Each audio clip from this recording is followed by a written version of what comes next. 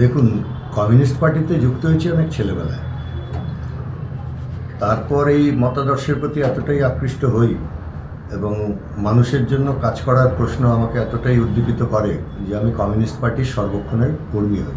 একটা আগ্রহ ছিল, যেহেতু আমি নিজে মাস কমিউনিকেশনের ছাত্র ছিলাম একসময়, তো সেই কারণে খানিকটা অল্প সামান্য একটু বোঝাপড়া ছিল। গণশক্তি 67 সালে শুরু হয়, তখন সরোজ মুখোপাধ্যায় ছিলেন প্রথম সম্পাদক। যে রাজনৈতিক শ্রমিক লাহিড়ী এবং সম্পাদক বা সাংবাদিক শ্রমিক লাহিড়ী দুজনের মধ্যে ক্ল্যাশ অফ পার্সপেক্টিভ হচ্ছে কিনা? একেবারেই নয়। এই ধরনের সবসময় সমালোচনা স্বাগত, আর নিজেদের উন্নত করার প্রক্রিয়াটা একটা চিরায়ত প্রক্রিয়া। রাইট বলে ওগুলো আমেরিকান টার্ম, ওগুলো কোনো লাতিন আমেরিকার কোনো দেশ নিজেদেরকে পিঙ্ক টাইট বলে নিজেদের বলে না। ওগুলো আপনি সিআইএর যা টার্ম, সিআইএর টার্ম আপনি ব্যবহার করেন। আবার উল্টো দিকে এই পরিস্থিতিও আছে, বাংলাদেশে উগ্র মৌলবাদীরা ক্ষমতা দখল করছে। আপনার কি মনে হয় যে এই নাস্তিকতার যে ব্যাপারটা সামনে মেলে ধরে ভারতবর্ষে কখনো ক্ষমতা দখল সম্ভব? আমি সেই জন্যই বলছি, বাক্য যদি শেষ না করতে দেন তাহলে আপনার মানে একটু কমপ্লিমেন্ট করার জন্য ধরুন আমি আপনাকে বলছি যে আপনি কি কেবলমাত্র আজকে রাত্রেই সমস্ত গোলমাল করেছেন? আপনি হ্যাঁ অথবা না উত্তর দিতে পারবেন। যদি বলেন হ্যাঁ, তাহলে আজকে রাত্রেই করেছেন। যদি বলেন না, তার মানে আপনি রোজই করেন। ফলে সেটা বলছি, বাক্যের মাঝখানে ঢুকবেন না। আপনার প্রশ্নের মাঝখানে যেমন আমি ঢুকি না, এটা হচ্ছে আপনি প্রবীণ সাংবাদিক, নিশ্চয়ই আপনি বুঝবেন যে। ঠিক আছে, বলুন। এই যে ধরুন মনমোহন সিংয়ের সরকার যে টিকলো, এটা সিক্রেটটা কি মনমোহনের না বামপন্থীদের? দুজনেরই। আমি যে এখন যে কথাগুলো বলবো সেই কথাগুলো কিন্তু মানে আপনি ধরে রাখবেন দিস ইজ ফিডব্যাক, মানে আমার কোনো প্রশ্নই কিন্তু আমার মনোভাবের পরিচয় নয়, কিন্তু প্রশ্নটা করতেই হবে, কারণ আপনার কথাগুলোই হয়তো আরও 5 জনের শুনবে, তো এবং সেখান থেকে they will draw their own lessons. যে ইডিওলজিক্যাল সলিডারিটির কারণে আপনারা কখনো মানে don't take it on personal issue, যে এই দল কখনো চীনের এগেনস্টে সেইভাবে কথা বলে না। ইডিওলজিক্যাল সলিডারিটি, এটা কি গ্রহণযোগ্য কথা? কমিউনিস্টদেরই জেলে পুড়েছিল সবার আগে। 16,000 কমিউনিস্টকে কচুকাটা করেছিল হিটলার আগে। ইহুদিদের আগে কমিউনিস্টদের কচুকাটা করেছিল।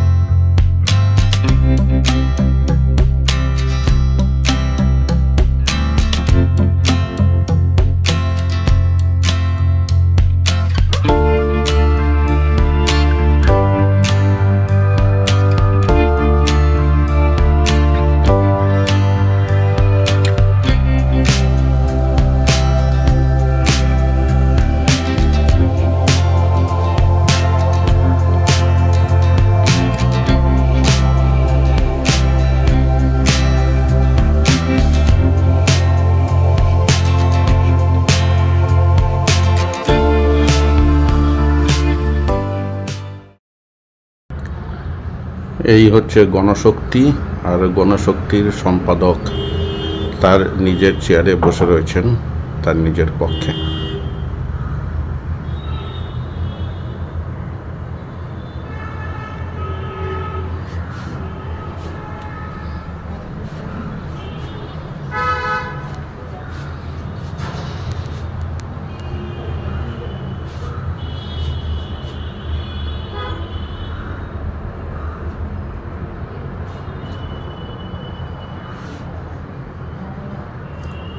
এর আগে বিভিন্ন সংবাদপত্র অফিসে গেছি, কিন্তু এই সংবাদপত্র অফিসে আসা আমার এই প্রথম।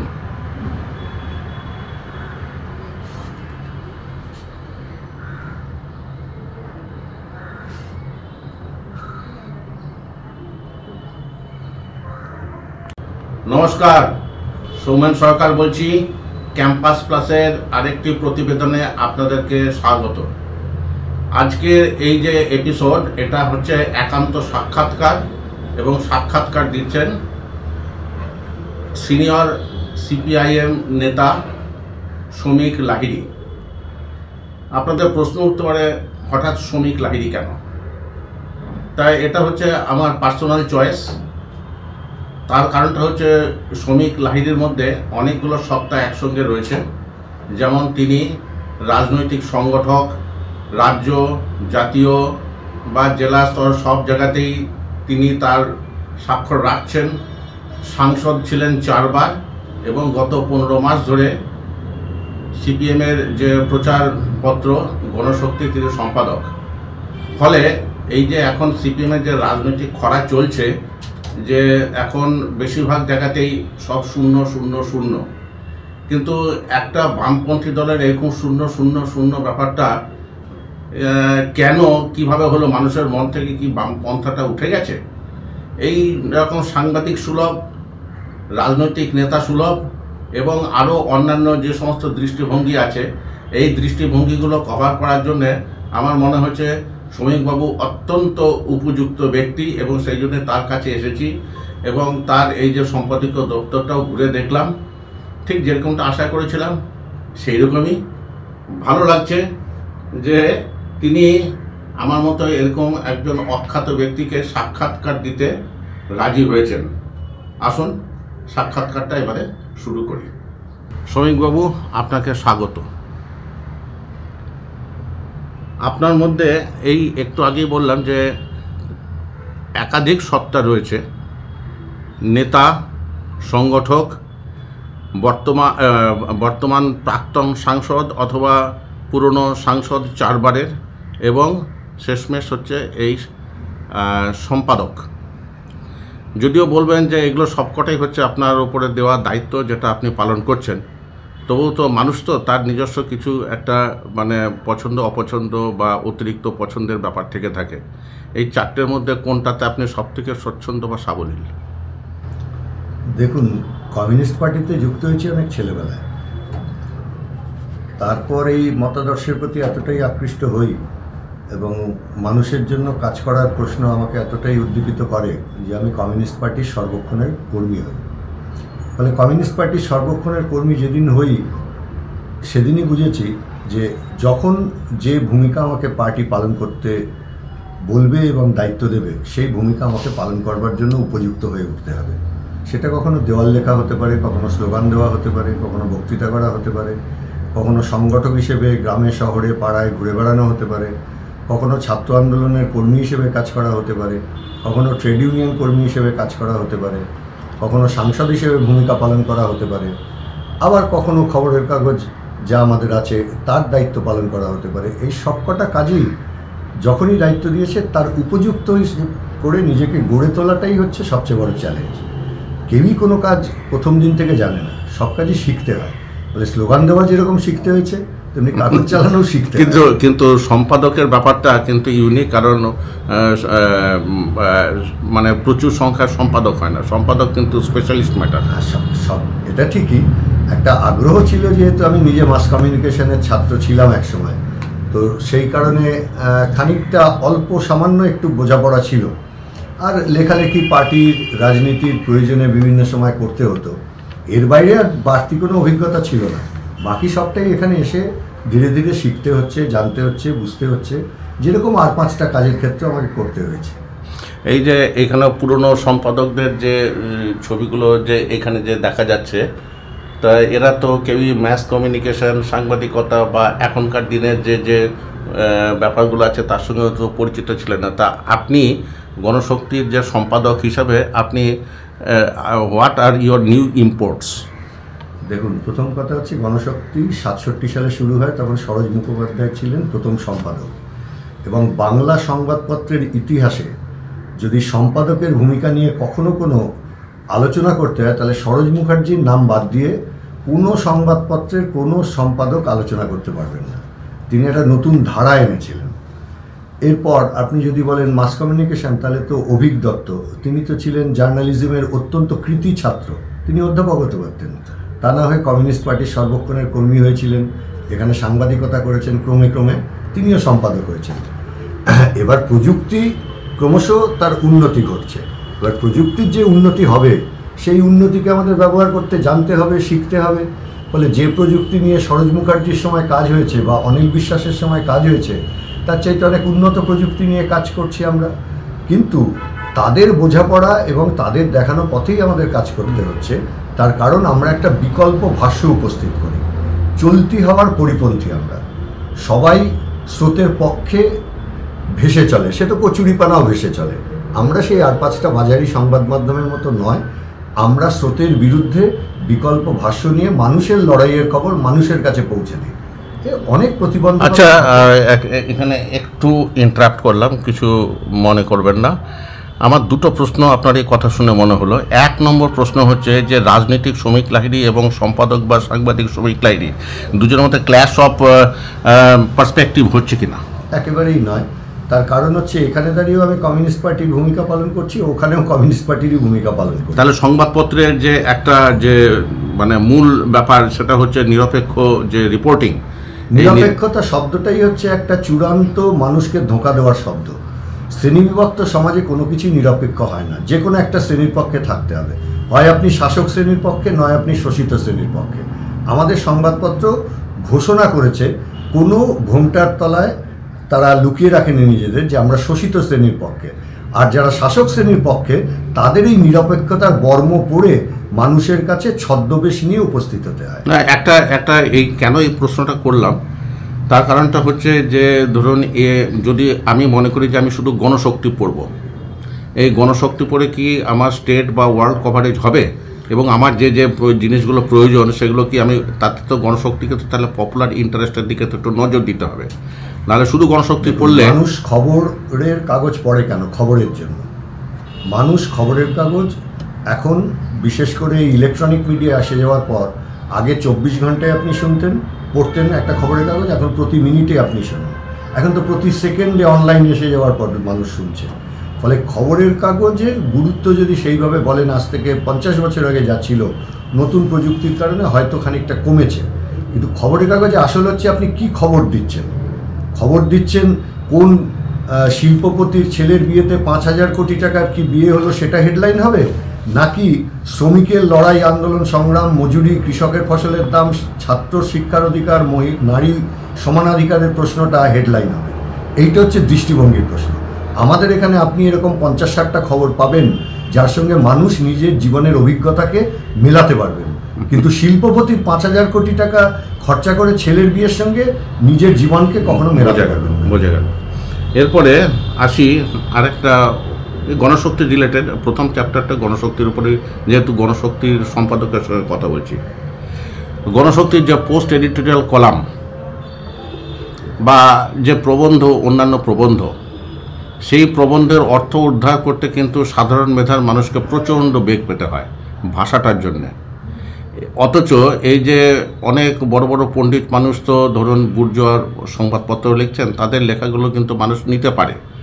তাহলে এই যে ভাষার যে একটা দূরত্ব হয়ে যাচ্ছে, সেটা কাটানোর জন্য কি কিছু করা যায় না? এটা আপনি ঠিকই বলেছেন। নিঃসন্দেহে এটা লেখকের দক্ষতার উপর নির্ভর করে। পোস্ট এডিটোরিয়াল এইটা লেখক যিনি, তার দক্ষতার উপর নির্ভর করবে, ভাষার উপর, তার দখলের উপর নির্ভর করে। আমরা চেষ্টা করি, আমরা বারবার তাদের অনুরোধ করি যে এমনভাবে লেখা যাতে পাঠকের পক্ষে তা বোধগম্য হয়, পাঠকের কাছে তা সহজ পাচ্ছে। এরকম বহু আমাদের উত্তর সম্পাদকীয় আছে, যে উত্তর সম্পাদকীয় ধরে অন্য খবরের কাগজকে খবর করতে হয় না। সেটাই বলছি যে অনেকেই অভিযোগ করেন যে পড়ে কিছু বুঝতে পারলাম না। আবার বহু মানুষ তো আমাকে বলেন যে আপনাদের এই উত্তর সম্পাদকীয়টা এত ভালো হয়েছে, অনেক কিছু যা অনেক খবরের কাগজ পড়ে তাদের মেধার লেভেলটা খুব সাধারণ মানুষ। আমার সঙ্গে কোনো ইউনিভার্সিটির ভাইস চ্যান্সেলরের দেখা খুব কম হয়। আমার সঙ্গে রিক্সা চালক, কৃষক, ক্ষেত মজুর, সাধারণ ব্যবসায়ী, সাধারণ চাকরিজীবী, তাদেরই দেখা হয়। This is my feedback. হ্যাঁ, এটা ঘটনা। এই ধরনের সবসময় সমালোচনা স্বাগত। আর নিজেদের উন্নত করার প্রক্রিয়াটা একটা চিরায়ত প্রক্রিয়া, এখানে থেমে থাকার কোনো সুযোগ নেই। এবার আরেকটা বলি, কেউ যদি মোবাইলে বা কম্পিউটারে মনে করে যে সে দেখবে গণশক্তি, অ্যাক্সেস করাটা অলমোস্ট নেক্সট টু ইম্পসিবল। একেবারেই নয়। আপনার মোবাইলে এই মুহূর্তে আপনি একটা বাটন কেবলমাত্র ক্লিক করুন, গণশক্তি অনলাইন আপনি পাবেন, গণশক্তি ই পেপার আপনি পাবেন। তার জন্য একবার মাত্র একটা বাটন ক্লিক করতে হবে। এবং আমাদের ই পেপার যেমন পাওয়া যায়, তেমনি প্রতি ঘন্টায় আমাদের খবর আপডেট হয় গণশক্তি অনলাইনে। আমি বলছি রেজিস্ট্রেশনের কথা। রেজিস্ট্রেশন হচ্ছে e paper, e paper registration সেটা আমাদের পয়সা দিয়ে করতে হয়, ফলে পয়সা দিতে যারা পয়সা দিতেও রাজি, কোনো সমস্যা নেই। এখনো পর্যন্ত আমাদের কাছে এরকম অভিযোগ আমি কোনোদিনই শুনিনি, এই প্রথম শুনলাম। নির্দিষ্ট অভিযোগ আসলে নিশ্চয়ই দেখব, কিন্তু অভিযোগ নয় মানে এটা নিশ্চয়ই অভিযোগ মানে কি কথা আসলে। তবে 10,000 মতো আমাদের রেজিস্ট্রেশন আছে, এখনো পর্যন্ত কেউ জানাননি। ওকে, আর একটা গণশক্তি রিলেটেড আমার লাস্ট কোশ্চেন, সেটা হচ্ছে যে দেখুন অডিও ভিজুয়ালের যুগে এই প্রিন্ট দিয়ে ধরুন হয়তো অনলাইন দিয়ে হয়তো কিছুটা মেকআপ করা যাচ্ছে, এখানে শুধু সম্পাদক হিসেবে বলছি না, দলের একজন নেতা হিসেবেও আপনাকে জিজ্ঞেস হচ্ছে, আপনি তো সেন্ট্রাল কমিটির মেম্বারও, তো এই ধরনের কোনো চ্যানেল কি করা যায় না? দেখুন, আজকের পৃথিবীতে এমনভাবে মিডিয়া জগৎটাকে তৈরি করেছে পুঁজিবাদ, যেখানে আপনি যদি কয়েক কোটি টাকা খরচা না করতে পারেন কোনো চ্যানেল আপনি চালাতে পারবেন। এই যে আপনি একটা সাধারণ ইউটিউব চ্যানেল চালান, আপনি নিজে পরিশ্রম করেন, নিজে সমস্ত কিছু খবরাখবর সংগ্রহ করেন, সাক্ষাৎকার নেন, কিন্তু কজনের কাছে আপনি পৌঁছতে পারেন? অর্থাৎ মানুষের কাছে পৌঁছে দেওয়ার যে প্রযুক্তি, সেটা এমনভাবে কুক্ষিগত করে রেখেছে এবং সেটাকে এত ব্যয়সাপেক্ষ করে রেখেছে যে সাধারণ মানুষ তাদের পক্ষে এই ধরনের চ্যানেল চালানো প্রায় অসম্ভব হয়ে গেছে। এই কারণেই আমরা বিশেষ করে এই ধরনের চ্যানেলের কথা আমরা ভাবছি না। অনলাইন সেটা আমাদের আছে, বিভিন্ন সোশ্যাল মিডিয়া আমাদের আছে, তার মাধ্যমে আমরা লোকের কাছে পৌঁছচ্ছি। এমনকি এখন সোশ্যাল মিডিয়ারও দখলদারি চলে এসেছে, সেখানে আপনি পয়সা না দিলে আপনার কথা পৌঁছবে না।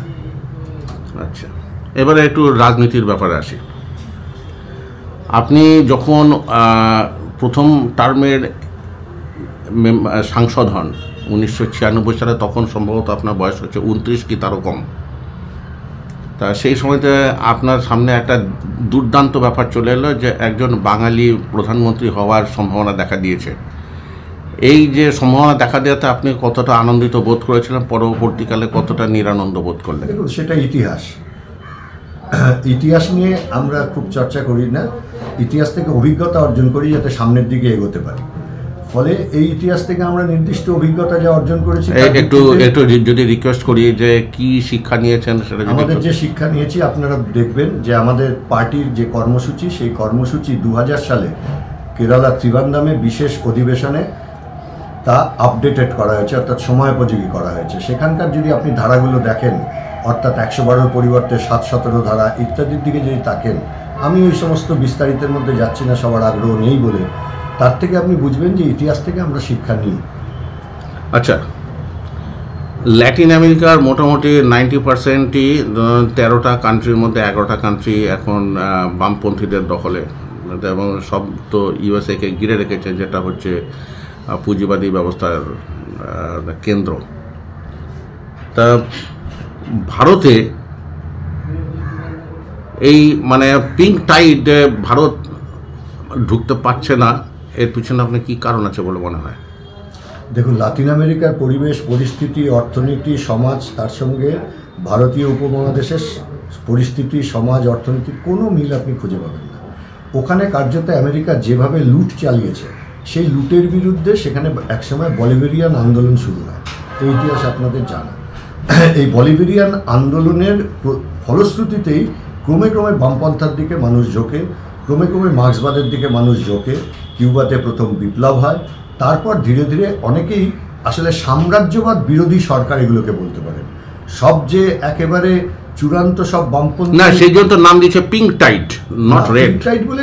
ওগুলো আমেরিকান টার্ম, ওগুলো কোনো লাতিন আমেরিকার কোনো দেশ নিজেদেরকে পিঙ্ক টাইড বলে নিজেদের বলে না। ওগুলো আপনি সিআইএর যা টার্ম, সিআইএর টার্ম আপনি ব্যবহার করছেন। আমার কাছে বই আছে, আমি দেখিয়ে দিতে পারি কোথায়। না, আমি সিআইএর টার্ম ইউজ করার জন্য বলিনি, কিন্তু সিআইএ এই টার্ম ইউজ করেছিল পিঙ্ক রিভলিউশন বলে, অর্থাৎ সেখানকার বামপন্থী সাম্রাজ্যবাদ বিরোধী সরকারগুলোকে উল্টে দেওয়ার জন্য তারা এই অপারেশন চালিয়েছিল, পয়সা খরচা করেছিল।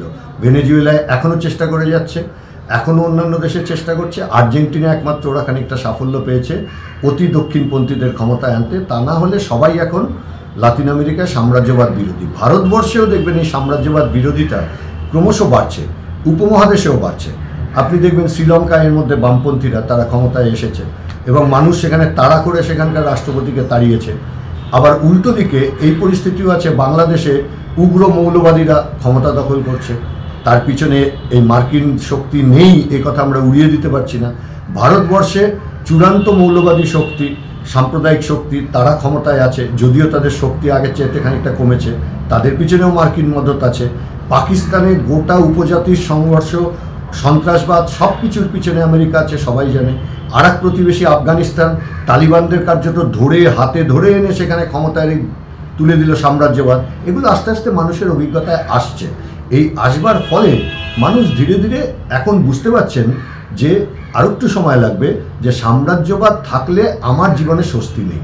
ফলে সাম্রাজ্যবাদ বিরোধী লড়াইটা সেই জন্যই আমরা জোরদার করবার চেষ্টা। আরেকটা কথা জিজ্ঞেস করি, ধরুন হিমালয়ে যদি আমরা যাই, হিমালয়ে আমরা বলতে সাধারণ মানুষের কথা তীর্থ করতে যান, আজমির শরীফে যান প্রার্থনা করতে, বা এই যে গোটা ভারতের প্রায় প্রত্যেকটা ইঞ্চিতে ধর্ম এমনভাবে রয়েছে, আর কমিউনিস্ট বা বামপন্থীদের পরিচয় হচ্ছে তারা নাস্তিক, তারা ভগবানে বিশ্বাস করে না, বা এই সমস্ত ব্যাপার।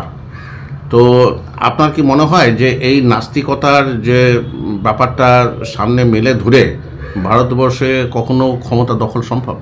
দেখুন, ধর্ম সম্পর্কে আমাদের বক্তব্য কী, এটাকে নানানভাবে মার্ক্সের সময় থেকে এর অপব্যাখ্যা চলছে। ধর্ম সম্পর্কে আমাদের কথা হচ্ছে এটা মানুষকে সাময়িক একটা স্বস্তি দেয়, মানুষকে সাময়িক কিছুটা মানসিক নিরাপত্তা দেয়, অর্থাৎ পীড়িতের শ্বাস, অসহায়ের দীর্ঘশ্বাস। ফলে সেখানে ধর্ম তাকে খানিকটা মানসিক জোর দেয়। এবার নানান পথ আছে। এখন লড়াইটা নাস্তিকতা বনাম ধর্ম নয়, এখন ভারতবর্ষের লড়াইটা হচ্ছে মৌলবাদ বনাম ধর্ম। অর্থাৎ ধর্মকে ব্যবহার করে যারা ক্ষমতায় আসতে চাইছে এবং ধর্মকে দাঙ্গা, বিভেদ, বিদ্বেষের জন্য যারা ব্যবহার করতে চাইছে, তাদের বিরুদ্ধে মানুষের লড়াই। ফলে ধর্মের বিরুদ্ধে আমাদের কোনো লড়াই নেই। আমাদের লড়াইটা হচ্ছে যারা অন্যায়। না, কিন্তু সাধারণ মানুষের কথা, ওরা ধর্ম মানে না, কাজে ওদের সঙ্গে আমার কোনো সম্পর্ক নেই। এটা আপনার কথা হতে পারে, বা এটা আমি আমার ব্যক্তিগত কথা বলছি না। আমিও আমার কথাটা বলি, প্রশ্ন যার উত্তর তো তার হতে পারে না, প্রশ্ন যিনি করবেন উল্টো দিকে উত্তর হবে। ওকে, ঠিক আছে। তো সাধারণ মানুষের কথা এটা নয়। এই কথাটা বারে বারে কমিউনিস্টদের বিরুদ্ধে প্রচার, সে আজই নয়, 250 বছর ধরে এই প্রচার চলছে। এই প্রচারটা সম্পর্কে আমি বললাম আমাদের কি দৃষ্টিভঙ্গি। লড়াইটা হচ্ছে ধর্মকে ব্যবহার করে। একসময় রাজতন্ত্র, তারা বলেনি যে রাজা হচ্ছে ঈশ্বরের প্রতিনিধি, ফলে তার বিরুদ্ধে বিদ্রোহ করা যাবে না, আপনি এর বিরুদ্ধে বলবেন না, আপনি তো ধার্মিক মানুষ, এর পক্ষে আছেন আপনি, যে রাজার ঈশ্বরের প্রতিনিধি, সম্রাট ঈশ্বরের প্রতিনিধি, আল্লাহর প্রতিনিধি মানেন আপনি? তা তো না। আসলে এটা হচ্ছে ক্ষমতা দখলের জন্য যারা রাজনীতিকে ব্যবহার করে, আমরা তার বিরুদ্ধে। এই যে এখন বিজেপি ক্ষমতাকে দখল করবার জন্য ধর্মকে ব্যবহার করছে, তৃণমূল ক্ষমতা ধরে রাখার জন্য ধর্মকে ব্যবহার করছে, তালিবানরা ক্ষমতায় আসার জন্য ধর্মকে ব্যবহার করেছে, মৌলবাদীরা ক্ষমতায় আসার জন্য বাংলাদেশে ধর্মকে ব্যবহার করছে। আমরা হচ্ছে এর বিরুদ্ধে। সাংসদ হিসেবে আপনি 14 বছর থেকেছেন, 96 থেকে 2009, 14 বছর। যে কজন প্রধানমন্ত্রীকে দেখেছেন, প্রত্যেকটি প্রধানমন্ত্রী কিন্তু কোয়ালিশন চালিয়েছেন। সে দেবগৌড়াই হোক, ইন্দ্র কুমার গুজরাল হোক, মনমোহন সিং হোক, কি অটল বিহারী বাজপেয়ী হোক। তো এই যে এদের মধ্যে দেখা গেল যে দুটো কোয়ালিশন ফেল করেছে, গুজরাল এবং দেবগৌড়া। এবং সেটাকে আমি বলছি না যে এটা কোনো সে ধরনের যুক্তিগ্রাহ্য কোনো ব্যাপার আছে, তা সত্ত্বেও সেটা 67-এ পশ্চিমবঙ্গে যে 67 এবং 69-এও এরকম দুটো হয়েছিল এবং সেগুলো টেকেনি। ওদিকে অটল বিহারী বাজপেয়ী প্রথম একটা দেখিয়ে দিলেন যে হ্যাঁ, মাইনরিটি হয়েও 5 বছর চালানো যায়, যেটা স্বয়ং জ্যোতি বসুর ক্ষেত্রেও ঘটেনি, নরেন্দ্র মোদীর ক্ষেত্রে তো ব্যাপারটা ঘটছে, মনমোহন সিংয়েরও ঘটেনি। আপনি এই ব্যাপারটাকে, এই যে জোট ধর্ম পালনের ক্ষেত্রে কংগ্রেসের যে ভূমিকা, এটাকে আপনি কি করে দেখেন? দেখুন, প্রথম কথা হচ্ছে আমি একটু আপনাকে স্মরণ করিয়ে দেবো যে 96 এবং 98 এই দুটো যুক্তফ্রন্টের যে সরকার, সেই সরকারটা ঠিকই টেকেনি। কংগ্রেস সমর্থন বিদ্রোহ করে এবং ডিএমকে একবার সমর্থন প্রত্যাহার করে। এরপর যে বাজপেয়ী সরকারটা হয়, সেই বাজপেয়ী সরকারও কিন্তু টেকেনি। আপনার মনে থাকবে নিশ্চয়ই, প্রথম সরকারটা কিন্তু যুক্তফ্রন্টের হয়নি, হয়েছিল বাজপেয়ী। সেই সরকারটা মাত্র 13 দিনের ছিল। দ্বিতীয় যে সরকারটা বাজপেয়ীর হয় সেটা মাত্র 1 বছর ছিল, ফলে তিনিও টেকাতে পারেননি। তারপর অভিজ্ঞতার মধ্যে দিয়ে, এবং বাজপেয়ী নিজেও স্বীকার করতেন ভারতবর্ষে কোয়ালিশন রাজনীতি এই প্রশ্নে যদি কেউ পথপ্রদর্শক হয়ে থাকেন তিনি হচ্ছেন জ্যোতি বসু। কিন্তু জ্যোতি বসুর যে কোয়ালিশনের কম্বিনেশন, তাতে সিপিএমের একচ্ছত্র আধিপত্য ছিল। আমি সেই জন্যই বলছি, বাক্য যদি শেষ না করতে দেন না তাহলে আপনার না, মানে একটু কমপ্লিমেন্ট করার জন্য ধরুন আমি আপনাকে বলছি যে আপনি কি কেবলমাত্র আজকে রাত্রেই সমস্ত গোলমাল করেছেন? আপনি হ্যাঁ অথবা না উত্তর দিতে পারবেন? যদি বলেন হ্যাঁ তাহলে আজকে রাত্রেই করেছেন, যদি বলেন না তার মানে আপনি রোজই করেন। ফলে সেটা বলছি বাক্যের মাঝখানে ঢুকবেন না। আপনার প্রশ্নের মাঝখানে যেমন আমি ঢুকি না, এটা হচ্ছে আপনি প্রবীণ সাংবাদিক, নিশ্চয়ই আপনি বুঝবেন যে ঠিক আছে বলুন, প্রশ্ন করলে উত্তরটুকু শোনবার ধৈর্য রাখতে হবে। সেটা হচ্ছে বাজপেয়ী পর্যন্ত স্বীকার করতেন যে কোয়ালিশনের ক্ষেত্রে জ্যোতি বোস পথপ্রদর্শক। কেন, কি যুক্তি তিনি দিয়েছিলেন? যে জ্যোতি বোস সংখ্যাগরিষ্ঠ হওয়ার পরেও মাকিদের জড়িয়ে নিয়ে কোয়ালিশন সরকার চালিয়েছেন, তার কাছে সেই বাধ্যবাধকতা ছিল না। অর্থাৎ ভারতবর্ষ এবং যে কোনো রাজ্য, সেই রাজ্য বহু মানুষের বহু আকাঙ্ক্ষার দেশ। সব আকাঙ্ক্ষা একটা রাজনৈতিক দলের মধ্যে সীমায়িত থাকতে পারে না। এই জন্যেই আমাদের দেশে একদলীয় শাসন ভেঙে বহুদলীয় শাসন বা কোয়ালিশন সরকারের ধারণা এসেছিল। যে কোয়ালিশন সরকার 67-তে প্রথম এসেছিল, 69-এ এসেছিল, তারপর 77-এর পর দীর্ঘস্থায়ী হয়েছিল। অর্থাৎ বহু মানুষের আকাঙ্ক্ষার প্রতিফলন হতে পারছে কিনা একটা সরকার, তার উপর নির্ভর করছে। বাজপেয়ীর প্রথম সরকার হতে পারেনি, দ্বিতীয়বার তিনি হতে পেরেছিলেন, কিন্তু সব আরএসএসের এজেন্ডা তিনি পার্সিউ করতে পারেননি, বরঞ্চ দুর্নীতির দায় মাথায় নিয়ে সেই সরকারকে যেতে হয়েছিল। শাইনিং ইন্ডিয়ার বদলে সাফারিং ইন্ডিয়া, তার অভিজ্ঞতার ভিত্তিতে ভোট দিয়ে তারপর ইউপিএ সরকার বামপন্থীদের সমর্থনে প্রথমবার গঠিত হয়। আচ্ছা সমীরবাবু, দুবারই তো কংগ্রেস ছিল, 96-ও আউটসাইড থেকে সাপোর্ট, অথচ 2004-এ তারা নিজেরাই সরকার গঠন করেছিল এবং দুবারই কিন্তু 96 এবং 2004-এ কংগ্রেসের ক্ষমতা কিন্তু মোটামুটি একই ছিল, 140 আর 145 এরকম। বামপন্থীদের ক্ষমতা একটু কম ছিল 96-এ, এবং 2004-এ তো অতি অবশ্যই হায়েস্ট এখনও পর্যন্ত। এই যে ধরুন মনমোহন সিংয়ের সরকার যে টিকলো, এটা সিক্রেটটা কি মনমোহনের না বামপন্থীদের? দুজনেরই। যদি মনমোহন সিং না চাইতেন তাহলে সরকার টিকত না, আর বামপন্থীরা যদি বিভিন্ন এজেন্ডায় মনমোহন সিং তার সঙ্গে আলোচনার ভিত্তিতে এই সরকারকে দিয়ে নানান জনকল্যাণমূলক কাজ করাতে না পারত, যেমন 100 দিনের কাজ, যেমন সামাজিক নিরাপত্তার জন্য নানানবিধ প্রকল্প, আবাস যোজনার কাজ, এরকম বহু কাজ, সার্বজনীন শিক্ষার আইন করবার কাজ, এই কাজগুলো যদি না করাতে পারতো তাহলে এই সরকার এত জনপ্রিয়তা নিয়ে দ্বিতীয়বার ফিরে আসতে পারত না। ফলে এক্ষেত্রে কৃতিত্ব যেমন মনমোহন সিংয়ের তার দলের, তেমনি এই প্রশ্নে কৃতিত্ব বামপন্থীদের। আপনি মনমোহন সিংয়ের যে প্রশংসাটা করলেন, কিন্তু সেই মনমোহন সিংয়ের ওপর থেকে তো সাপোর্টও তো উজ্জ্বল হয়েছিল। সেটা একটা নির্দিষ্ট প্রশ্ন ছিল। আমরা বলেছিলাম আমেরিকার জুনিয়র পার্টনার হওয়া যাবে না, নিউক্লিয়ার ডিলটা ইস্যু ছিল না। নিউক্লিয়ার ডিল তো কেবলমাত্র একটা, কিন্তু আমি আমেরিকার জুনিয়র পার্টনার হয়ে সারেন্ডার করব কিনা, আমার দেশের অর্থনীতির সার্বভৌমত্ব থাকবে কিনা, আমার রাজনৈতিক সিদ্ধান্ত নেওয়ার স্বাধীন অধিকার থাকবে কিনা, নাকি আমি আমেরিকার পরাধীন হয়ে থাকব, প্রশ্নটা ছিল এই। ওরা বলেছিলেন যে না, আমরা তোমাদের সঙ্গে একমত না, আমরা আমেরিকার জুনিয়র পার্টনার হিসেবে থাকতে চাই। পরিণতি কি ভালো হলো? ভালো হলো না। কংগ্রেসের পক্ষেও ভালো হলো না, আর আমরাও সেই সময় তাদেরকে বোঝাতে পারলাম না, আমাদের পক্ষেও ভালো হলো না। ফল কি হলো? চূড়ান্ত দুর্নীতিতে ঢুকে গেল মনমোহন সিংয়ের দ্বিতীয় সরকার। উনি নিজে সৎ ব্যক্তি হয়েও সেই দুর্নীতিকে নিয়ন্ত্রণ করতে পারলেন না, ফলে চলে আসলো ক্ষমতায় বিজেপি, নরেন্দ্র মোদী। তারপর ভারতবর্ষের কি অবস্থা, এ সবচাইতে ভালো আপনারা বুঝছেন, আমরাও বুঝছি।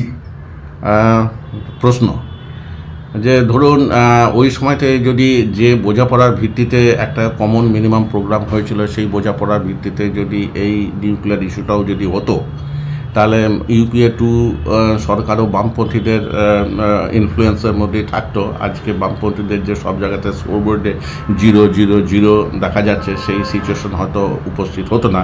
1996-এ যদি ঐতিহাসিক ভুল হয়ে থাকে, 2008-এ ব্যাপারটাকে কি আপনি ঐতিহাসিক ঠিক বলবেন বা ঐতিহাসিক ভুল বলবেন বা কী বলবেন? দেখুন, এইটাই হচ্ছে, এটা শুধু ক্ষতি বামপন্থীদের হয়নি, ক্ষতিটা হচ্ছে দেশের। কমন মিনিমাম প্রোগ্রাম যা তৈরি হয়েছিল তার ভিত্তিতেই সরকারটা চলবার কথা ছিল। সেখানে কোথাও তো নিউক্লিয়ার ডিল ছিল না, হঠাৎ বাইরে থেকে আনা হলো কেন? এ ক্ষতি কংগ্রেসের হয়নি।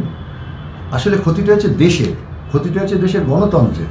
এই যে আজকে একটা প্রায় ফ্যাসিবাদী মনোভাব দ্বারা পরিচালিত, আরএসএসের দ্বারা নিয়ন্ত্রিত হচ্ছে, এবং তার ভিত্তিতে দেশ জুড়ে দাঙ্গা, বিদ্বেষ, অশান্তি, অন্যদিকে চূড়ান্ত বেকারি, দ্রব্যমূল্য বৃদ্ধি, এই সব মিলে দেশের মানুষ জেরবার হয়ে গেছে।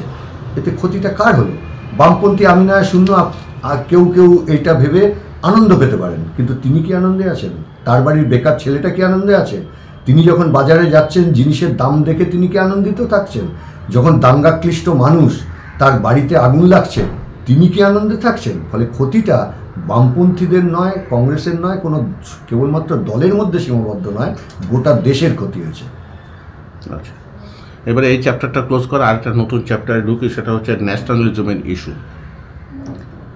আমি যে এখন যে কথাগুলো বলবো সেই কথাগুলো কিন্তু মানে আপনি ধরে রাখতে পারেন দিস ইজ ফিডব্যাক, মানে আমার কোনো প্রশ্নই কিন্তু আমার মনোভাবের পরিচয়ক নয়, কিন্তু প্রশ্নটা করতেই হবে, কারণ আপনার কথাগুলোই হয়তো আরও 5 জনের শুনবে তো, এবং সেখান থেকে they will draw their own lessons.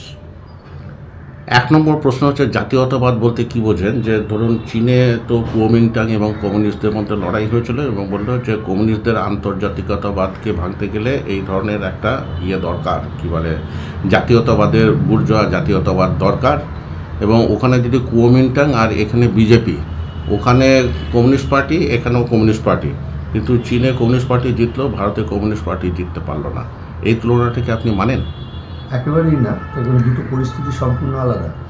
Kuomintang যে রাজা, তার বিরুদ্ধে লড়াইটা ছিল রাজতন্ত্রের থেকে মুক্তির, তার বিরুদ্ধে লড়াইটা ছিল সেই সময়তে কৃষকের জমির অধিকার, আর আমাদের এখানে সে সময় লড়াই চলছে ব্রিটিশ সাম্রাজ্যবাদের হাত থেকে স্বাধীনতা পাওয়ার অধিকার।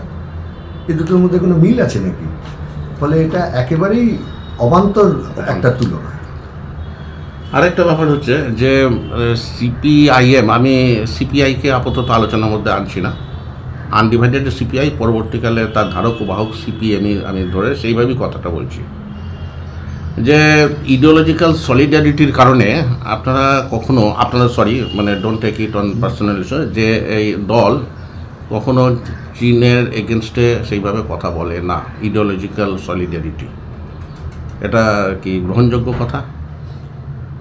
1964 সালে যখন আমাদের পার্টি ভাগ হয়, সেটা হয়েছিল আমাদের দেশের আভ্যন্তরীণ বিষয় নিয়ে।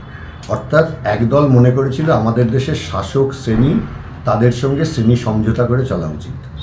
আমরা বলেছিলাম না, যে শ্রেণী সমঝোতা করে নয়, শ্রেণীর লড়াই যদি না থাকে, যতক্ষণ না বিপ্লব হচ্ছে ততক্ষণ এই লড়াই চালাতে না পারলে সেটা কমিউনিস্ট পার্টিই থাকে না। ফলে এই নিয়ে বিরোধের মধ্যে চীন সোভিয়েটের কোনো বিষয়ই ছিল না, যে কারণে জ্যোতি বোস সাংবাদিক সম্মেলনে একটা কথা বলেছিলেন। যখন তাকে এই প্রশ্ন করা হয়েছিল, তখন উনি বলেছিলেন, neither we A follower of the Soviet union not the China, we are an independent and sovereign party. আমরা একটি স্বাধীন পার্টি যাদের নিজস্ব মতবাদ আছে। ফলে চীনের পার্টি বা সোভিয়েতের পার্টির দ্বারা কোনোদিনই আমরা প্রভাবিত হইনি, তাদের দ্বারা পরিচালিত হইনি, বরঞ্চ চীনের পার্টি আমাদের বিরুদ্ধে অনেক সময় অনেক কথা বলেছে। এখন আমাদের ভেতর দ্বিপাক্ষিক সম্পর্ক ভালো। আবার পৃথিবীর বহু দেশের কমিউনিস্ট পার্টির সঙ্গে দ্বিপাক্ষিক সম্পর্ক আছে, বহু দেশের কমিউনিস্ট পার্টির সঙ্গে দ্বিপাক্ষিক সম্পর্ক নেই। কিন্তু আসলে কমিউনিস্ট পার্টির কর্মসূচিটা ঠিক হয় সেই দেশের বাস্তবতার নিরিখে, এক্সটার্নাল ফোর্স কে কোথায় দাঁড়িয়ে আছে তার নিরিখে নয়। 2024-এর যে ম্যানিফেস্টো হয়েছিল ইলেকশনের আগে সিপিআইএমের, তাতে ফরেন পলিসির যে চ্যাপ্টারটা আছে তাতে বলা হচ্ছে CPIM wants negotiated settlement of the border dispute with China and promotion of all round relations. তো তো এই যে নেগোশিয়েটেড সেটেলমেন্ট, এইটাতে অনেকে মানে চীনের প্রতি সফট অ্যাটিটিউডের সন্ধান পেয়েছেন। ব্রিস্কের সম্মেলন হলো না এই তো কয়েকদিন আগে, নরেন্দ্র মোদী কি বলেছেন প্লিজ বলুন। এই ঠিক যে লাইনটা আপনি বললেন ওই লাইনটাই বলেছেন, যে আমরা আলোচনার মাধ্যমে সীমান্ত সমস্যার সমাধান করতে চাই। আমরা 2016-তে বুঝেছি, উনি 2024-এ এসে সে কথা বলছেন। এইখানে হচ্ছে সমস্যা। 62 সালেও যখন চীন ভারত সীমান্ত সংঘর্ষ হয়েছিল, আমরা বলেছিলাম যে আলোচনার মধ্য দিয়ে এই দুই প্রতিবেশী দেশের সমস্যার সমাধান করা উচিত। অনেকে আমাদের চীনের দালাল, দেশদ্রোহী এসব বলেছিলেন। তারপর এসে ভারত সরকারকেই বলতে হয়েছে যে আলোচনার মধ্য দিয়ে আমাদের সীমান্ত সমস্যার সমাধান করতে হবে। ফলে এই যে উগ্র জাত্যাভিমানের প্রচার তুলে মানুষের জীবনের সমস্যা থেকে দৃষ্টি ঘুরিয়ে দেওয়ার এই প্রয়াস আমাদের দেশের শাসক শ্রেণীর বহু পুরনো কায়দা। অর্গানাইজার পত্রিকাতে একটা লেখা পড়লাম, আমি কিন্তু কোট করছি, আমার যে কথাটা হচ্ছে কিন্তু অর্গানাইজারের কথা। According to media reports, former foreign secretary Vijay Gokhale claimed in his book The Long Game How China Negotiated with India that China used its close connection with CPIM and other left parties to build domestic opposition to India-US nuclear deal between 2007 and 8. এটাকে আপনি কি করে খণ্ডন করবেন? খণ্ডন কীভাবে? একটা ঐতিহাসিক অসত্য, তাকে খণ্ডন কিভাবে করা যায়? তার ডকুমেন্ট কোথায়? ভারতবর্ষের ফরেন সেক্রেটারি যখন একটা লেখা লিখছেন, ভারতবর্ষে তো ইন্টেলিজেন্স এজেন্সি আছে অসংখ্য, র আছে, সেন্ট্রাল আইবি আছে, অসংখ্য এজেন্সি আছে। একটা এজেন্সি একটা ডকুমেন্ট বার করে দেখাতো যে পৃথিবীর অন্য কোনো দেশের কমিউনিস্ট পার্টির কাছ থেকে আমরা কোনো আর্থিক সাহায্য কোনোদিন নিয়েছি কি নিইনি। আর উল্টো দিকে আরএসএস, এই অর্গানাইজার পত্রিকা যাদের, তারা একবার তাদের তালিকা প্রকাশ করুক তো বিদেশের কোথার থেকে তারা টাকা পায়। আজ পর্যন্ত সেই তালিকা তারা প্রকাশ করতে পারেনি, তার কারণ বিদেশের কাদের টাকায় আরএসএস পুষ্ট হয় এ সবাই জানে। দ্বিতীয় মহাযুদ্ধ 1939 থেকে 45, এটাকে যদি 1942 জুন দিয়ে যদি বাইফার্কেট করি, এদিকে 39 to 42, এদিকে 42 জুন থেকে 45 বা 46 হোয়াট এভার, তাতে দেখা যাচ্ছে যে পিপুলস ওয়ার মানে ফ্যাসিস্ট মানে ইম্পিরিয়ালিস্ট ওয়ার হয়ে গেল পিপুলস ওয়ার, অ্যান্টি ইম্পিরিয়ালিস্ট ওয়ার, সেইটা হলো পিপুলস ওয়ার। না, আমি বলছি যে হ্যাঁ ঠিক আছে, যে জার্মানি কে যখন অ্যাটাক করলো তখন সেটা বামপন্থীদের কাছে গ্রহণযোগ্য হলো। তার আগে কিন্তু জার্মানির এগেনস্টে, হিটলার এগেনস্টে বামপন্থীদের কোনো বক্তব্য ছিল না। এই অভিযোগটাকে আপনি মানেন? যারা এই অভিযোগ তুলছেন, আমি বলবো সেই সময় জনযুদ্ধ পত্রিকাটা পড়ুন না, সেই সময় পিপুলস ওয়ার পত্রিকাগুলো পড়ুন না। অর্থাৎ হিটলারের বিরুদ্ধে যে কী ধরনের কথা, এবং সবচাইতে একটা মজার ব্যাপার দেখবেন যে পৃথিবী জুড়ে ফ্যাসিবাদ বিরোধী যে আন্তর্জাতিক মহাসংঘ গড়ে উঠেছিল, সেই মহাসংঘের প্রতিষ্ঠাতা যারা ছিলেন তারা সবাই কমিউনিস্ট। কমিউনিস্টদেরই জেলে পুড়েছিল সবার আগে। 16,000 কমিউনিস্টকে কচুকাটা করেছিল হিটলার আগে, ইহুদিদের আগে কমিউনিস্টদের কচুকাটা করেছিল। তার বহু আগে লিবনেটকে খুন করেছিল এই হিটলারের বাহিনী। ফলে হিটলারের বিরোধিতা কমিউনিস্টরা করেনি, এত বড় অসত্য চূড়ান্ত হিটলারপন্থীও কোনোদিন বলেনি। কিন্তু এই প্রচারটা কিন্তু মানুষের মধ্যে খুব মানে এই প্রচারটা যারা করছে, আমি তো বললাম হিটলার পৃথিবীতে সবচেয়ে বেশি অসত্য কথার জন্য পরিচিত ছিলেন। তিনিও এরকম অসত্য কথা উচ্চারণ করার সাহস দেখাননি, কারণ ইতিহাসে এর পক্ষে কোনো প্রমাণই দিতে পারবেন না তিনি। এবং এটা ঘটনা আমরা যেটা বলেছিলাম যে তার আগে এটা ছিল আন্তঃসাম্রাজ্যবাদ বিরোধী যুদ্ধ। অর্থাৎ জার্মানি সেই সময় ভয়ঙ্কর ডিস্ট্রেসে, প্রথম বিশ্বযুদ্ধের পর আপনি ইতিহাস যদি দেখেন, বিসমার্কের সময় দেনার দায় ঋণগ্রস্ত হয়ে জার্মানি ছন্ন ছাড়া। এই সময় হিটলার বললেন জার্মানির হৃতগৌরব ফিরিয়ে আনব। তখন দ্বিতীয় বিশ্বযুদ্ধ তিনি শুরু করলেন বাজার দখলের জন্য। তখন অবধি ছিল বাজার দখলের যুদ্ধ। তারপর যে মুহূর্তে তিনি বিশ্ব দখলের ডাক দিলেন এবং এই ফ্যাসিস্ট শক্তিগুলো নিজেরা মিলিত হয়ে গেল, উনি, মুসোলিনি, তোজো, তার আগে ওদিকে স্পেনের ফ্র্যাঙ্কো, এরা যখন মিলিত হলেন এবং সম্মিলিতভাবে সবার আগে বিশ্ব দখলের জন্য কি করতে হবে না, কমিউনিস্টদেরকে হটাতে হবে, অর্থাৎ ওরাও বুঝতো মূল শত্রু হচ্ছে কমিউনিস্ট, ফলে সোভিয়েত আক্রমণ করলো। তখন লড়াইটা দাঁড়ালো ফ্যাসিবাদ বনাম মানব সভ্যতা। আপনি কোন পক্ষে থাকবেন? আমরা বলেছিলাম না, মানব সভ্যতার পক্ষে থাকবো। আপনি পিপলস ওয়ারের কথা বললেন, পিপলস ওয়ার থেকে একটা উদ্ধৃতি দিচ্ছি, এটাও কিন্তু আমার নিজের, এটা বলতে পারে যে আমি সংগ্রহ করেছি, কিন্তু এটা আমার নিজের মনোভাবের কথা আমি বলিনি। তাতে বলা হচ্ছে পিপলস ওয়ারে বলা হচ্ছে যে ম্যাগাজিনে ভলিউম 1 নাম্বার 2 ডেটেড 19 জুলাই 1942 একটা ছবি কার্টুন প্রকাশিত হয়েছিল, তাতে নেতাজি সম্পর্কে তৎকালীন সিপিআই এর মনোভাব প্রকাশ পেয়েছে। ওই পিপলস ওয়ার পত্রিকায় জুলাই 18, 1943 সংস্করণে গঙ্গাধর প্রামাণিক তিনি একটি ওয়ার রিভিউ করেছিলেন। তাতে ওখান থেকে একদম মানে আমি একদম কোট করছি, Hitler has sent Bose to Tojo, Tojo has made দেশ গৌরবী the commander in chief of a 5th column army. Bosch is screeching every day over Singapore radio. The significance of Tojo Hitler-Bosch conspiracy is clear enough. We can and must smash it in the interest of brother China. প্রথম কথা হচ্ছে, এই যে কার্টুনটার আপনি কথা বলছেন, এই কার্টুনটা প্রকাশিত হয়েছিল, কিন্তু তার পরের দিনের কাগজের কথা আর কেউ বলছে না যে এই কার্টুনটা প্রকাশ করা ঠিক হয়নি বলে যে দুঃখ প্রকাশ করেছিল, সেই সংখ্যাটা আপনি বলছেন না বা আপনার কাছে পৌঁছয়নি সেটা এক। দ্বিতীয়ত হচ্ছে, আমরা এখনও বলি, তখনও বলেছি যে ফ্যাসিস্ট শক্তির সঙ্গে আত্মসমর্পণ করে বা তাকে সাথী করে কোনো দেশ স্বাধীনতা অর্জন করতে পারে না। নেতাজির এই ভাবনার সঙ্গে তো আমরা একমত ছিলাম না। ফ্যাসিস্ট শক্তির সঙ্গে হাত মেলালে সেদিনকে যদি ফ্যাসিস্ট শক্তি পৃথিবী জয় করতে পারত, ভারতবর্ষের স্বাধীনতা তো ছেড়ে দিন, পৃথিবীর কোনো দেশ স্বাধীন থাকতো? কার্যত 2 কোটি মানুষের প্রাণের বিনিময়ে সেদিনকে পৃথিবীকে রক্ষা করেছিল সোভিয়েত ইউনিয়ন স্টালিনের নেতৃত্বে। এই ইতিহাসকে কেউ অস্বীকার করতে পারবেন? ফলে উনি মনে করেছিলেন যে এরা সাহায্য করবে, ওদের সাহায্য নিয়ে আমি ব্রিটিশদের তাড়াবো, কিন্তু সেটা কখনো হয় না। আচ্ছা, এই ব্রিটিশদের তাড়ানোর প্রশ্নে কোনো সাহায্য করেছিল? কোনো সাহায্য তো সুভাষচন্দ্রকে করেনি। ওকে যা করতে হয়েছিল সব দেশের মানুষকে নিয়ে যা করতে হয়েছিল। জাপানিরা এসে আন্দামানে 2টো বোম ফেলে দিয়ে চলে গেছিল এবং কী অমানসিক অত্যাচার চালিয়েছিল জাপানি সৈন্যবাহিনী আন্দামানে, সে তো ইতিহাসে অক্ষরে অক্ষরে লেখা আছে।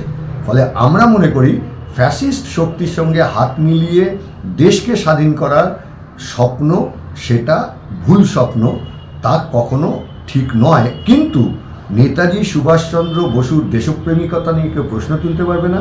আর তিনি যে লেফট ছিলেন, লেফট কনসলিডেশনের চেয়ারম্যান কে ছিলেন? উনি যখন ফরওয়ার্ড ব্লক তৈরি করলেন, লেফট কনসলিডেশনের চেয়ারম্যান ছিলেন সুভাষ বোস। তিনি সাভারকারের কাছে পর্যন্ত গেছিলেন, তিনি জিন্নার কাছে পর্যন্ত চিঠি লিখেছিলেন যে এক হও তোমরা, এই তোমরা যে হিন্দু মুসলমানকে ভাগ করে রেখে দিচ্ছ, এর ফলে ইংরেজদের সুবিধা হবে। কেউ রেসপন্স করেছিলেন? এই ব্রিটিশ সেনাবাহিনীতে নাম লেখানোর জন্য ক্যাম্প খুলেছিল সেই সময় আরএসএস। ফলে নেতাজি সুভাষচন্দ্র বসুর সঙ্গে বামপন্থীদের বরাবরের সম্পর্ক ভালো ছিল। যখন যে কংগ্রেসে উনি কংগ্রেসের সভাপতি হলেন, তাতেও বামপন্থীরা ওকেই সমর্থন করেছিলেন। যেটায় যখন ওকে সভাপতি থেকে সরানো হলো, তখনও বামপন্থীরা ওর সমর্থনে দাঁড়িয়েছিল। ফলে ওর সঙ্গে বরাবরই আমাদের বামপন্থীদের তৎকালীন সময়ে নেতৃত্বের সম্পর্ক ভালো ছিল, এই প্রশ্নে দ্বিমত ছিল। এইবারে এই চ্যাপ্টারটা ক্লোজ করব আর একটা প্রশ্ন দিয়ে, কিন্তু সেটা কিন্তু very popular ground level question, যেটা হয়তো আপনাদের কানে আসে কিনা, কিন্তু আমি কিন্তু শুনতে পাই। সেটা হচ্ছে, ডিউ টু প্রকাশ করা তো জ্যোতি বসু প্রধানমন্ত্রী হতে পারেন এবং ডিউ টু প্রকাশ করা সোমনাথ চ্যাটার্জিকে সিপিএম থেকে বহিষ্কার করা হয়েছে এবং কেরল লবির চাপেই কিন্তু পশ্চিমবঙ্গে আজকে এই দুজন মহিরুহকে এইভাবে অপমানিত বা বঞ্চিত হতে হয়েছে। এই যে পপুলার যে গ্রিভ্যান্সটা, এই গ্রিভ্যান্সটাকে আপনি কি করে অ্যাড্রেস করেন? আমাদের পার্টিটা কি মমতার পার্টি নাকি? কালীঘাট থেকে যা বলে দেবে বাকি গোটা পার্টি তাই চলবে? নাকি নাগপুর থেকে আরএসএস যা বলে দেবে সেই অনুযায়ী বিজেপি পার্টি চলবে? আমাদের পার্টির এই যে এখন সম্মেলন প্রক্রিয়া হচ্ছে, এই সব আমাদের কেন্দ্রীয় কমিটির সভা হলো 17, 18, 19। আমাদের যে রাজনৈতিক যে কৌশলগত প্রশ্ন, সেই কৌশলগত প্রশ্ন নিয়ে আমাদের দলিল বেরোবে। 2 মাস ধরে পার্টির অভ্যন্তরে আলোচনা হবে, শাখা থেকে একেবারে কেন্দ্রীয় কমিটি পর্যন্ত আলোচনা হবে, অ্যামেন্ডমেন্ট আসবে, এমনকি পার্টির বাইরে যারা লোক আপনার মতো যারা আমাদের শুভাকাঙ্ক্ষী তারাও সেখানে সংশোধনী পাঠাবেন, তার মধ্য দিয়ে পার্টির দলিল অ্যাকসেপ্টেড হয়। কালীঘাট থেকে বলে দিল আর অমুক প্রধানমন্ত্রী হতে পারবেন না, আটকে যাবেন, কি নাগপুর থেকে বলে দিল সেই জন্যে মোদীকে প্রধানমন্ত্রী থেকে সরানো যাবে না, ওটা কমিউনিস্ট পার্টি না, তারা কমিউনিস্ট পার্টি চেনেন না। এবারে মানে ছোট্ট দুটো প্রশ্ন থাকবে, সেটা হচ্ছে ম্যানিফেস্টোর উপরে। এই ম্যানিফেস্টোতে তো একবার চীনের কথা তো বলছি, আচ্ছা ম্যানিফেস্টোতে ইউএসএ এর ক্রিটিসিজম এসছে 12 বার, চীনের উল্লেখ হয়েছে 1 বার, এবং ইউএসএকে রেফার করা হয়েছে ইম্পিরিয়ালিস্ট ফোর্স হিসেবে। তো চীনের যে বেল্ট অ্যান্ড রোড ইনিশিয়েটিভ, এটা কি ইম্পিরিয়ালিজম নয়?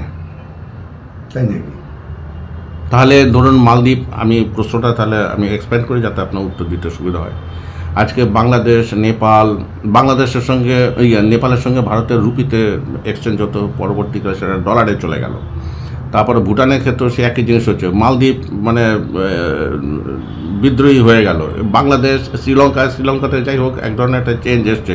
এই যে ব্যাপারটা, এবং সব জায়গাতেই তো বেল্ট অ্যান্ড রোড ইনিশিয়েটিভ আছে, শুধু ভারত ছাড়া।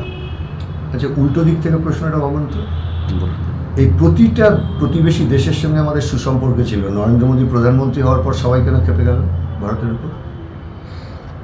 নরেন্দ্র মোদীর নতুন বিদেশ নীতি আসার পরেই সবকটা দেশ কেন ভারতবর্ষের বিরুদ্ধে চলে গেল? প্লিজ এক্সপ্লেন যে কি বিদেশ নীতি ছিল যার জন্য এটা হলো। যে বিদেশ, ভারতবর্ষ চিরদিন সাম্রাজ্যবাদের বিরুদ্ধে জোট নিরপেক্ষ আন্দোলনে ছিল, সেইখান থেকে উনি চলে গেলেন আমেরিকার জুনিয়র পার্টনার, সেইখান থেকে উনি চলে গেলেন ইসরায়েল। ভারতবর্ষ চিরদিন প্যালেস্তাইনের পক্ষে, সেখানকার মানুষের স্বাধীনতার পক্ষে, আর উনি চলে গেলেন ইসরায়েলে। কেন? তার কারণ আদানিকে ইসরায়েলের একটা বন্দর দিতে হবে, সেখানে ইসরায়েলের সঙ্গে সম্পর্ক ভালো করতে হবে। এই যে এখনও যে উনি চীনের সঙ্গে সম্পর্ক ভালো করতে চাইছেন, তার একমাত্র কারণ হচ্ছে আম্বানি এবং আদানি তারা যে জিনিস তৈরি করবেন সেই জিনিসগুলোর ইনপুট আসবে চীন থেকে ওয়েস্টার্ন ওয়ার্ল্ডের 1/4 ভাগ দামে। সেই জন্য ওরা চাপ দিয়ে আবার বিদেশ, তাহলে আমার দেশের বিদেশ নীতি সরকার ঠিক করবে না আদানি আম্বানি ঠিক করবে? সেই জন্যে আপনাকে উল্টো দিক থেকে ভাবতে হবে। উল্টো দিকে আপনি ভাবুন, চীন যে রাস্তা তৈরির পরিকল্পনা করেছে, এই প্রতিটা দেশের সরকারের। 1 মিনিট আমাকে একটু বলতে দিন, এই জায়গাটা ঠিক নাহলে উত্তরটা ঠিক আমার নেওয়া একটু ডিফিকাল্ট হচ্ছে। সেটা হচ্ছে ভারত তো বিআরআইতে বা আগে OBOR-এ তো জয়েন করেনি, এটা কি সঠিক কাজ হয়েছে তাহলে, বা বেঠিক কাজ হয়েছে? এখন ব্রিস্ক হচ্ছে আমাদের এই যদি বলেন সাউথ ইস্ট এশিয়া এবং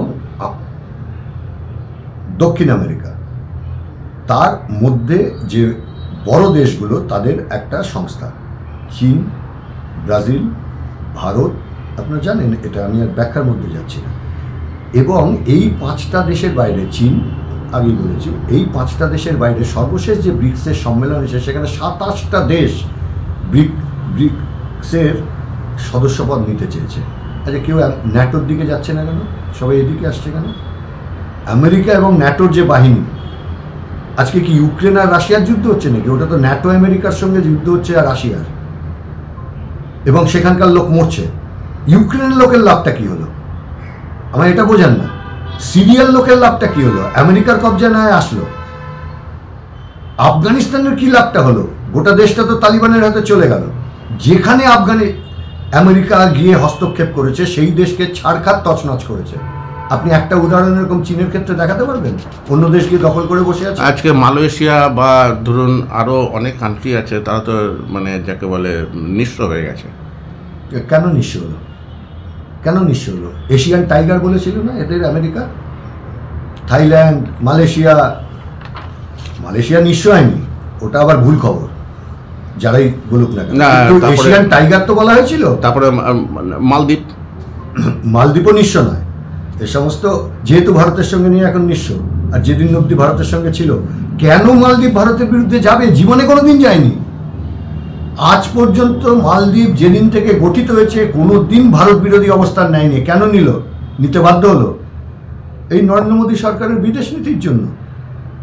মালদ্বীপ দখল করবে। প্লিজ একটা কথা আমি শেষ করি। ভারত মহাসাগরের অবস্থানটা আপনাকে বুঝতে হবে। না, ঠিক আছে। এই ভূগোলটা যদি আপনি না জানেন, এই ভূগোলটা না জানলে যে কারোর পক্ষে বোঝা মুশকিল হবে। আমেরিকার এখন উদ্দেশ্যটা কি? গোটা ভারত মহাসাগরের উপর দখলদারি, যাতে সে চাইনিজ সির উপর দখলদারিটা করতে পারে। কেন বাংলাদেশের উপর দখলদারি? একটাই কারণ। আপনি মজার ব্যাপার দেখুন তো, ওপারের মৌলবাদী যারা, হিন্দু বিরোধী যারা স্লোগান তুলছে মৌলবাদীরা, তারা বলছে কলকাতা দখল করো, আর এখানকার যারা হিন্দু মৌলবাদী তারা বলছে চট্টগ্রাম দখল করো। ঢাকা দখল করো বললো না কেন বলুন তো? একবার ভেবেছেন? না। তার কারণ ইস্ট কোস্টের সব কটা পোর্ট আদানির হাতে চলে এসছে, শুধু চট্টগ্রামটা বাকি। ফলে এই গোটা পৃথিবী জুড়ে তছনছ করছে হচ্ছে আমেরিকা। এবং বিশেষ করে সোভিয়েত ইউনিয়নের পতনের পর যারা উল্লসিত হয়েছিলেন যে সমাজতন্ত্রের পতন হয়েছে, দেশগুলোর চেহারা দেখেছেন? কি চেহারা ছিল জর্জিয়া, কি চেহারা ছিল ইউক্রেন, পৃথিবীর সবচেয়ে সম্পদশালী দেশ। আজারবাইজান কি চেহারা ছিল, আজকে কি চেহারা এসে দাঁড়িয়েছে। যুগোস্লোভিয়া কি ছিল, আজকে কি এসে দাঁড়িয়েছে। পোল্যান্ড কি ছিল, আজকে কোথায় এসে দাঁড়িয়েছে। রোমানিয়া কোথায় ছিল, আজকে কোথায় এসে দাঁড়িয়েছে। যে আমেরিকা বা সাম্রাজ্যবাদের খপ্পরে পড়েছে আজকে মধ্যপ্রাচ্য, সিরিয়া, যে মৌলবাদীদের তৈরি করেছে আমেরিকা, কি চেহারা ওখানে। ম্যানিফেস্টো নিয়ে আমার লাস্ট কোশ্চেন। আপনারা বলছেন যে সোশ্যাল জাস্টিস চ্যাপ্টার সিপিএম চেয়েছে reservation for Adivasis in private sector, কিন্তু সংবিধানে যে 335 নম্বর যে আর্টিকেল আছে তাতে তো প্রাইভেট সেক্টরের কথা 1 নম্বর বলা নেই, আর 2 নম্বর সেখানে একটা রাইডার দেওয়া আছে যে যেখানে কোয়ালিটি অ্যান্ড এফিসিয়েন্সি যেন সাফার না করে। তাহলে হঠাৎ এই আদিবাসীদের জন্য এই যে চাওয়াটা হচ্ছে, রিজার্ভেশনটা যেটা চাওয়া হচ্ছে, এটা পিছনে জাস্টিফিকেশন গেছে, মানে কেন ল্যাটারাল এক্সপ্যানশন হচ্ছে? আমি এবার আপনাকে উল্টো একটা প্রশ্ন করি, প্লিজ। কোথায় রাইডার লেখা আছে কনস্টিটিউশনে? না, মনে হচ্ছে ওখানে লেখা আছে 335 নম্বর যে লেখা আছে কোথায় যে এফিসিয়েন্সি একটা টার্ম, আমি হয়তো এক্স্যাক্টলি এরকম কোনো কথা নিজের ইচ্ছে মতো সংবিধান লিখলে হবে না, ওটা লিখে গেছে গণপরিষদ। হ্যাঁ, কি লেখা আছে বলুন? এখানে যে পরিষ্কার লেখা আছে রিজার্ভেশনের ব্যাখ্যাও করা আছে। এইবার আপনি আমাকে উল্টো দিক থেকে বলুন, একটার পর একটা প্রাইভেট সেক্টর, পাবলিক সেক্টর, সরকারি ক্ষেত্রকে প্রাইভেটের হাতে তুলে দেওয়া হচ্ছে, তার মানে তো তুমি সেগুলোকে ডিরিজার্ভ করে দিচ্ছ। 2 দিন বাদে রেল তুলে দেবে, এয়ার ইন্ডিয়া তুলে দিল। তাহলে যে সব জায়গায় মানুষ এই অধিকার পেত, সেই অধিকার তুমি কেড়ে নিয়েছ। আমি আগ বাড়িয়ে বলিনি যে যেদিন থেকে তুমি এই সরকারি ক্ষেত্র, এইসব কর্পোরেটদের বিক্রি করা শুরু করনি, তার আগে আমরা বলিনি। আমরা এখন কেন বলছি? তার কারণ সরকারি ক্ষেত্রগুলোকে তুমি বেসরকারি ক্ষেত্রে রূপান্তরিত করছো। আপনি ভাবতে পারেন, মিলিটারি অস্থায়ী, পুলিশ অস্থায়ী, শিক্ষক, চিকিৎসক এসব তো ছেড়ে দিন, সাংবাদিক এসব তো ছেড়ে দিন, মিলিটারি অস্থায়ী। 2 দিন বাদে মিলিটারির বেসরকারিকরণ হচ্ছে। হ্যাঁ, সিভিক পুলিশ হচ্ছে, 2 দিন বাদে পুলিশ হয়ে যাবে, প্রাইভেট সিকিউরিটি গার্ডকে অ্যাপয়েন্ট করা হবে পুলিশে বিভিন্ন জায়গায়। এই তো হচ্ছে লিবারালাইজেশনের পলিসি। তাহলে আমার অর্জিত অধিকার যা আমাকে সংবিধান দিয়েছে, তাকে তুমি ঘুরপথে ছিনিয়ে নেবে, আর আমি এ দাবি করবো না। এ দাবি করলে তারা অন্যায় করলেন। এবারে লাস্ট লেগে আসি, ওয়েস্ট বেঙ্গল। পশ্চিমবঙ্গের মানুষ যখন, মানে মানুষ বলবো না, ভোটার বলবো, ছোট, হ্যাঁ, যাকে যখন ধরেন তাকে ধরেই রাখেন। কংগ্রেসকে 30 বছর, বামফ্রন্টকে 35 বছর, এবং এখন টিএমসিকেও তো মোটামুটি চলছে। এবং আপনি যে কেন্দ্রে মানে এমপি ছিলেন, সেখানেও দেখা যাচ্ছে যে আপনার আগে জ্যোতির্ময় বসু, তিনি 4 টার্মের ছিলেন, তারপরে অমল দত্ত, তিনিও 4 টার্মের, আপনি 4 টার্মের, মধ্যেখানে সুমেন মিত্র 1 টার্ম, কিন্তু তারই সহ মানে পার্টনার আরেকজন 3 জন। মানে এই যে ব্যাপারটা হচ্ছে, আপনার কি মনে হয় যে টিএমসি কতদিন পশ্চিমবঙ্গে রাজত্ব করবে? যেদিন ভোট লুট বন্ধ হয়ে যাবে, সেদিন ওদের রাজত্ব খতম হয়ে যাবে। আচ্ছা, আপনাকে উঠতে হবে, সেই জন্য একটা question, this is a very popular question, এটা উত্তর মানে চাই, একটু ডিটেলে দেবেন। বুদ্ধবাবু সিঙ্গুর বা নন্দীগ্রাম ইস্যুতে দলের পূর্ণ সমর্থন পাননি। কোথায় সংবাদ? আমি তো এই দল বলছি জ্যোতি বসু বলেছেন যে কৃষক সভা কি করছিল, তারপরে আব্দুর রেজ্জাক মোল্লা তখন তো ছিলেন, তিনি বলছে হেলে ধরতে পারে না, কেউটা ধরতে গেছে, তারপরে তো উনি তৃণমূলে চলে গেলেন। আমি বলছি হ্যাঁ ঠিক আছে, ঘটনাগুলো তো ঘটেছে, কিন্তু তার মানে কি যে দলের যে জ্যোতি বসু কথা কি প্রসঙ্গে বলেছেন, অর্থাৎ আমাদের লেফট ফ্রন্ট গভর্নমেন্টের কাজের স্টাইল কি? ধরুন আমরা যখন হলদিয়া করছি, আমি তো তখন ছাত্রজীবী করি, আমরা তো হলদিয়া অবধি, প্লিজ এই জিনিসটা একটু, আমরা তো হলদিয়া অবধি তো পদযাত্রা করেছি। বক্রেশ্বর যখন করতে দেবে না, তখন আমরা মানুষের মধ্যে এই প্রতিবাদকে জাগ্রত করবার জন্য হাজার হাজার ছাত্রজীব সেই সময় রক্তদান করেছে। রক্তদান দিয়ে কোনো দিন ইলেকট্রিক তৈরির পাওয়ার জেনারেটিং সেন্টার তৈরি করা যায় না আমরা জানতাম, কিন্তু মানুষকে নামাও। একইভাবে যখন শিল্পায়নের প্রক্রিয়া হচ্ছে, সে সিঙ্গুরি হোক, সে নন্দীগ্রামই হোক, কিংবা সে বর্ধমানই হোক, যেখানেই হোক না কেন, সেইখানে মানুষকে আমি কতটা জড়িয়ে নিতে পারছি। ফলে জ্যোতি বসু বলছে ওখানে কৃষক সভাকে আরও অ্যাক্টিভ হতে হতো। এটার মধ্যে অন্যায় কী আছে? তার মানে পার্টি সাপোর্ট দেয়নি, বরঞ্চ পার্টিতে সিদ্ধান্ত করে, আমাদের পার্টি, আমি আবারও বললাম, কালীঘাটে বসে ঠিক হয় না সিদ্ধান্ত, নাগপুরে বসে ঠিক হয় না। আমাদের পার্টি সম্মেলনের গৃহীত সিদ্ধান্ত অনুযায়ী বুদ্ধদেব ভট্টাচার্য, নিরুপম সেন, তাদের নেতৃত্বে সরকার এই যে শিল্পায়নের প্রক্রিয়া সে চালিয়েছিল। আচ্ছা আপনি বলুন তো, এই শিল্পায়নের প্রক্রিয়া বন্ধ হতে রাজ্য উপকৃত হয়েছে না ক্ষতিগ্রস্ত হয়েছে? ক্ষতিগ্রস্ত হয়েছে। তাহলে এই প্রশ্ন আসে কি করে? ফলে রাজ্যের পক্ষে মানুষের বেকার সমস্যার সমাধানের প্রশ্নে খানিকটা যদি আমি সমাধান করতে পারি শিল্পের মধ্য দিয়ে, বিশেষ করে কৃষিতে আমি আটকে গেছি, আমি তার ল্যান্ড বাড়াতে পারবো না, আর চাষ তো দোতলা তিনতলা করে করা যায় না।